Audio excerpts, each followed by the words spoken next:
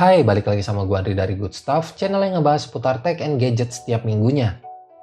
Di video kali ini gue mau coba review iPhone 5s yang udah jarang banget orang bahas, bahkan udah basi banget kayaknya kalau untuk kita bahas.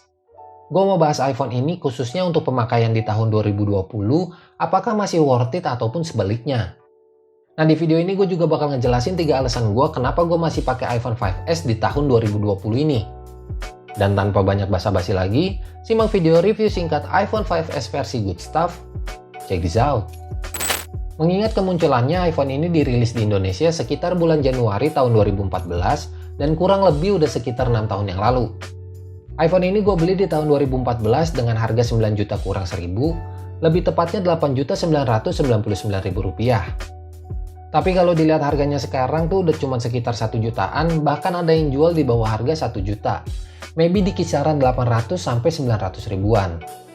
Nah, alasan gue masih pakai iPhone ini yang pertama dari segi desainnya. iPhone ini punya desain yang ringkas, nggak terlalu besar dan nggak terlalu kecil menurut gue. Nyaman untuk dipegang, bahkan untuk standby di saku celana, gue juga nggak terlalu risih kalaupun handphone ini selalu ada di kantong gue. Bodinya dibalut dengan material metal yang bikin kesan iPhone ini terlihat solid banget. Desain ini yang jadi alasan gue bisa bertahan dengan iPhone 5s selama 6 tahun. Kecil, ringkas, dan gak ribet pas waktu gue mau kantongin. Alasan kedua gue dari segi kameranya.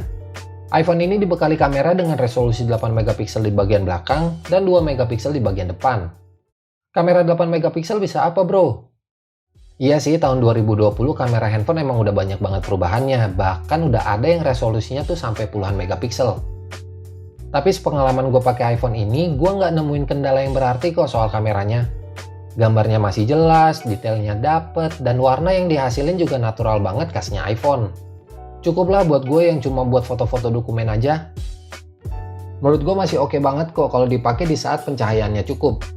Tapi kalau untuk minim cahaya, kamera ini bakal menghasilkan banyak noise di mana hasil foto dari iPhone ini bakalan menjadi kurang maksimal.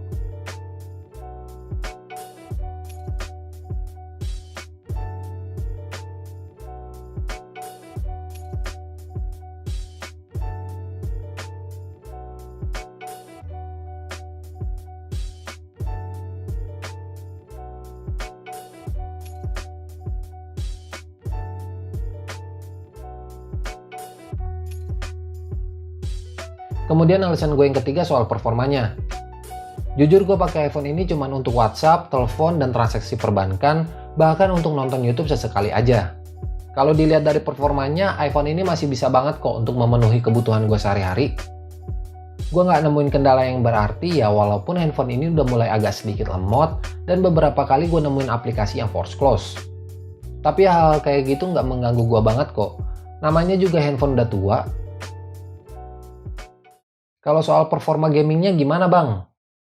Sebetulnya handphone ini bisa gue bilang tergolong oke untuk masalah gamingnya. Gue nggak nemuin kendala yang berarti kok. Gamenya masih lancar dan masih bisa banget buat diandelin. Tapi yang jadi permasalahan gue di sini adalah dari sektor baterainya.